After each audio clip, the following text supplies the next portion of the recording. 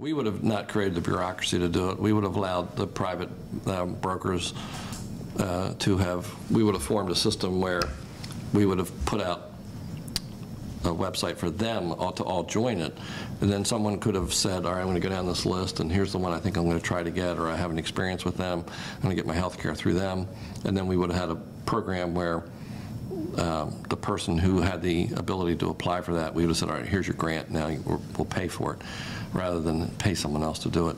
I think it could have been done much better and faster. And I think I did mention once when I was here before that I would have done it as a pilot program.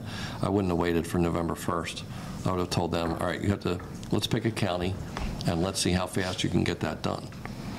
Or let's pick an area, a jurisdiction, and let's put it out as a test program and see what the benefits are and what the disasters are, so we can get it resolved before we're trying to do it for everybody.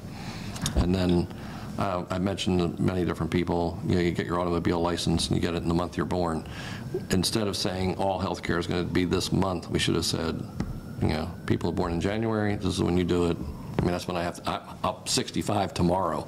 I had to apply. I had to apply for Medicare. Medicaid, which one was it? Medicare, yeah, I had to apply for Medicare. All right, but that's the month I had to do it.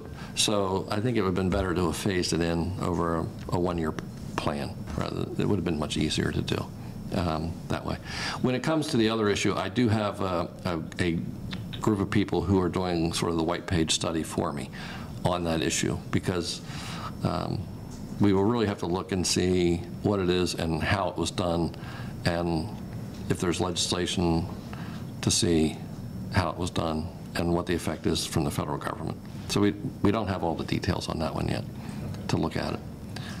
Because as county executive, you don't deal with that issue. So we put together, as I say, we have a subcommittee that just works on that. They're not on the campaign themselves. They're insurance people and doctors and people associated with hospitals that are giving this information on that, and how it's, in some cases, negatively affected and actually hurt people with accessibility to those situations, particularly in the rural areas.